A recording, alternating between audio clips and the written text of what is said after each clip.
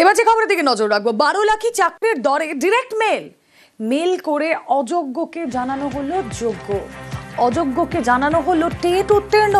প্রাথমিক নিয়োগে ফের চাঞ্চল্যকর তথ্য।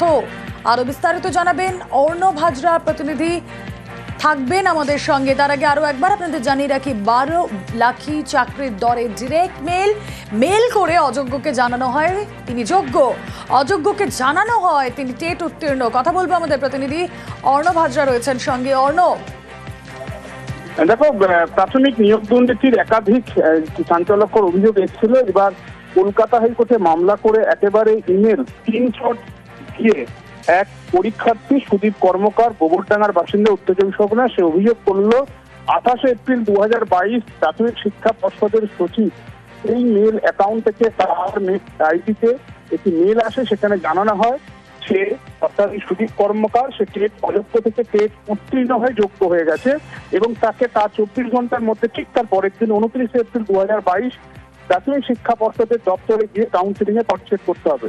কিন্তু এরপরই আরো রোমাঞ্চকর ঘটনার সম্মুখীন হয় এই সুদীপ কর্মকার। সে দেখতে পায় সেখানে গিয়ে কোনো কাউন্সিলিং না করে বলা হয় যেহেতু 12 লাখি বা 10 লাখি এই ধরনের চাকরির ক্ষেত্রে একটা আলাদা ফর্মুলা আছে এবং একটি সাদা পাতায় তাকে সাদা খাতায় তাকে সই করিয়ে নেওয়া হয়।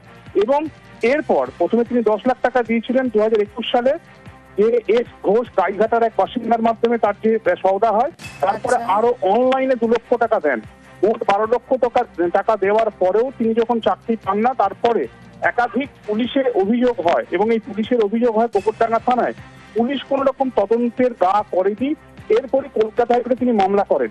কলকাতা হাইকোর্টে মামলার নথিতে পরতে কিন্তু পশ্চিমবঙ্গের প্রাথমিক শিক্ষা পর্ষদের ইমেল অ্যাকাউন্ট, সেখান থেকে মেল তার কাছে গেছিল, তিনি কাউন্সিলিং এ পার্টিসিপেট করেছিলেন, টাকা যে দিয়েছিলেন, এই সমস্ত নথি সে মামলা ঘটেছে। এবং পুরো ঘটনায় গোবরডাঙ্গা থানায় যদি এই ঘটনা হয়, সেই ঘটনায় পুলিশ কি তদন্ত করলো তার একটা বিশদ তথ্য বা রিপোর্ট তলব করেছেন বিচারপতি তীর্থঙ্কর ঘোষ। বিচারপতি ঘোষ 1 জুলাইয়ের মধ্যে বিশদ রিপোর্ট দিতে নির্দেশ দিয়েছেন উত্তর চব্বিশ পরগনা জেলা পুলিশকে।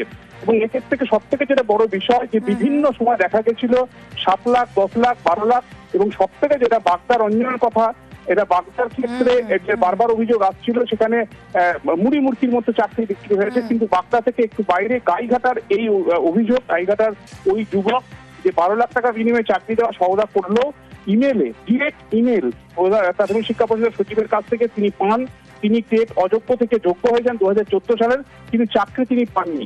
এবং এই ঘটনায় যে ইমেল করা হয়েছে সেখানে আরো একটি নাটকীয় মোড় রয়েছে। সেখানে এই সুদীপ কর্মকারের অ্যাকাউন্টে ইমেল করা হয়েছে, কিন্তু ইমেলে লেখা রয়েছে ডিআর প্রশান্ত বলে একজনকে। এই ডিআর প্রশান্ত বেরাকে তার কি কোনো তদন্ত হয়েছে?